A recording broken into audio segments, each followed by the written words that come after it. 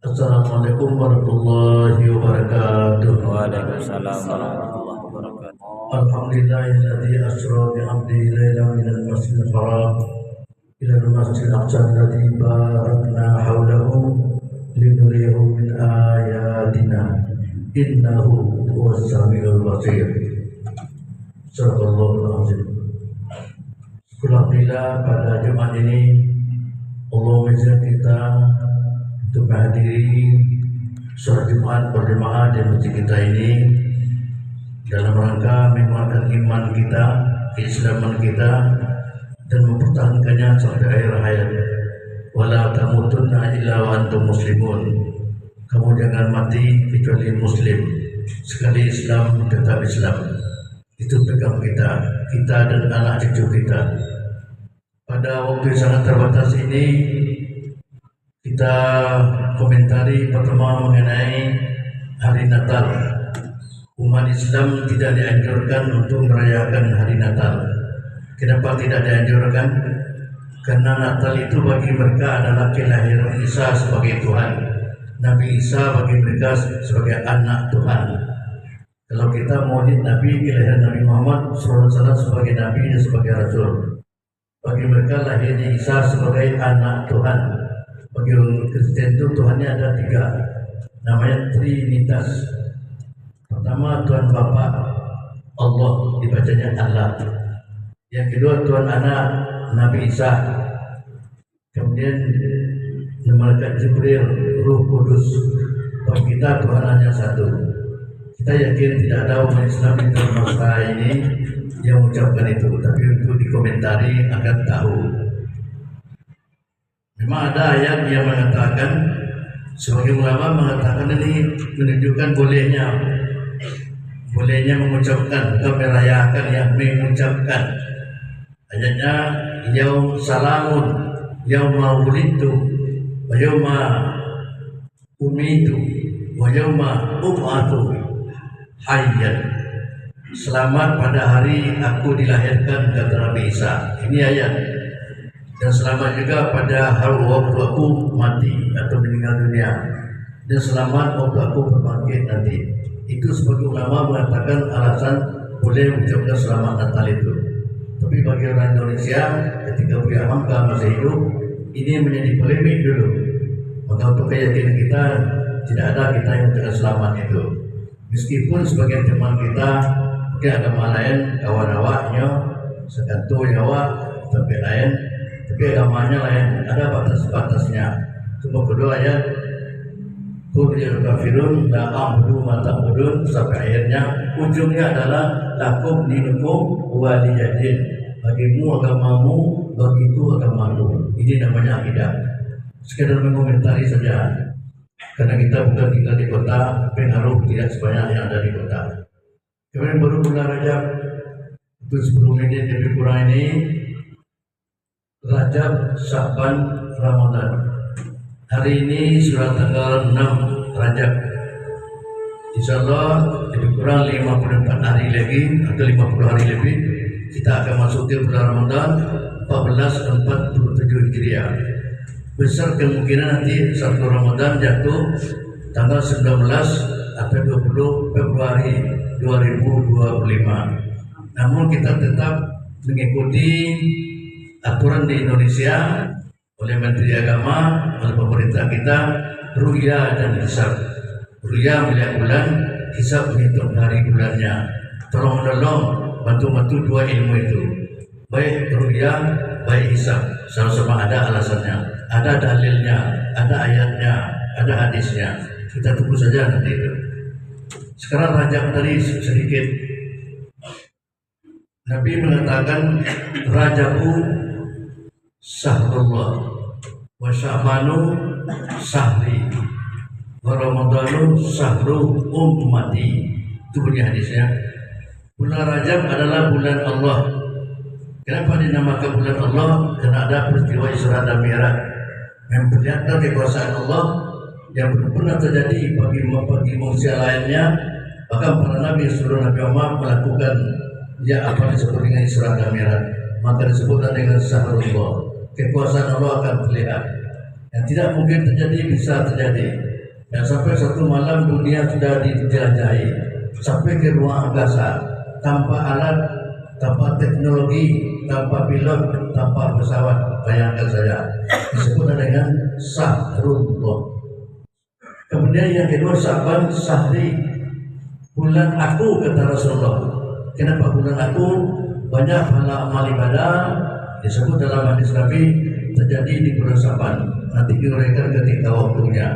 Puasa bulan Sa'ban, nisfu Sa'ban, awal Sa'ban 3 hari, tengah Sa'ban 3 hari, akhir Sa'ban 3 hari, dan jangan lupa nisfu Sa'ban, termasuk amal-amal lainnya.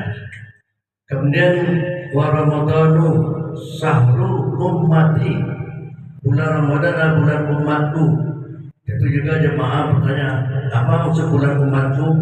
Karena di bulan Ramadan nilai pahala amal ibadah kita berlipat ganda banyaknya, tidak ternilai. Bukannya puasa saja, bukannya tarawih saja, seluruh amal nilai. Tidur saja nilai yang ada. Tidur adalah daripada bicara yang tidak baik untuk kita bangun, lebih baik tidur, itu termasuk ibadah.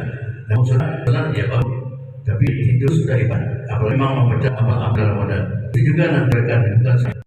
Kemudian apa guna Rajab tersebut? Rajab lidril badani awil jasadi, Rajab untuk ibadah, usaha ibadah awil atau dari tubuh kita.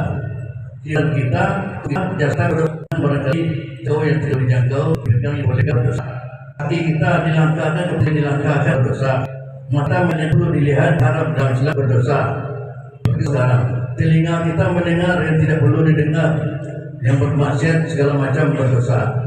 Kesempatan yang paling afdal minta ampun dosa melalui tadi adalah di bulan ini. Dibanyaklah tabat kepada Allah Subhanahu wa taala. Istighfar.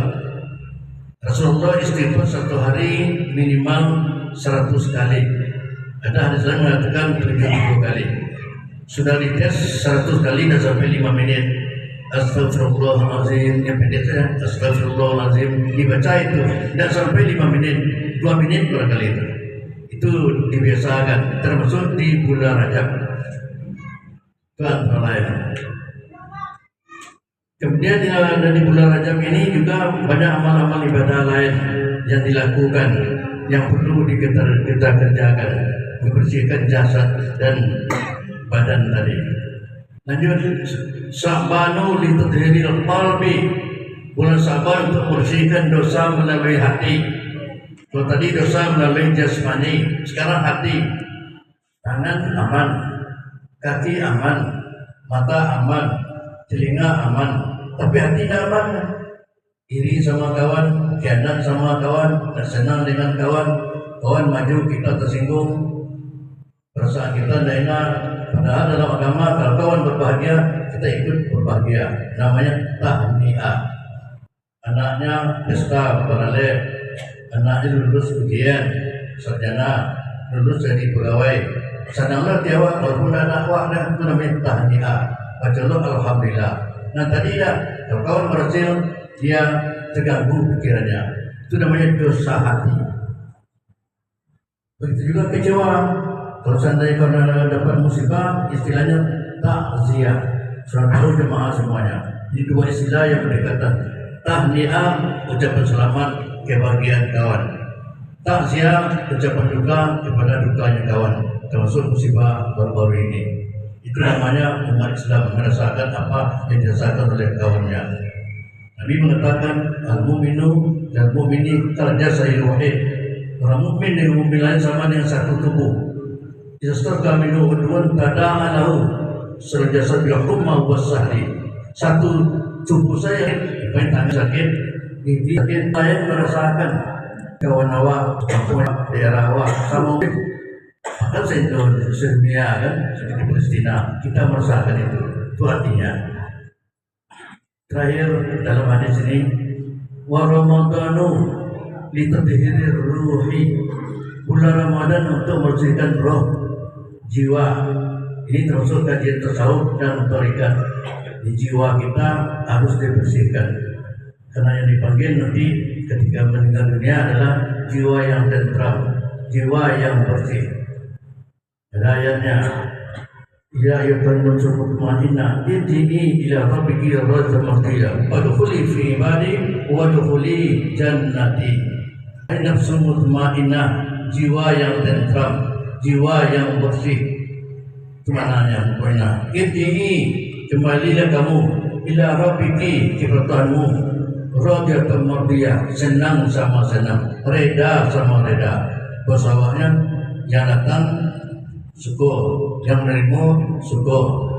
Dia yang meninggal tadi senang, Allah pun senang menerimanya. Itu maknanya radiyatan mardiyah. Wadkhuli fi ibadi, masuklah kamu kepada kelompok hamba-Ku, hamba-hamba yang solihin, syuhada solihin. Itu istilahnya. Wadkhuli jannati, terakhir masuklah kamu ke dalam surga-Ku. Itu mengenai motivasi di bulan Rajab. Terakhir orang inilah. Jadi dari itu maka yang jauh pola itu bisa sakren ya. Itu tiga beruntung bisa. Bisa 5 hari di bulan. Alanya sebagai nanti Ramadan seperti nomor 1 kafara. Hari 4 tahun 3 hari 3 dosa biasa. Yang anda tetap jaga wajib dosa yang lalu diambil. Namanya falatul maaf mudah-mudahan. Assalamualaikum warahmatullahi wabarakatuh.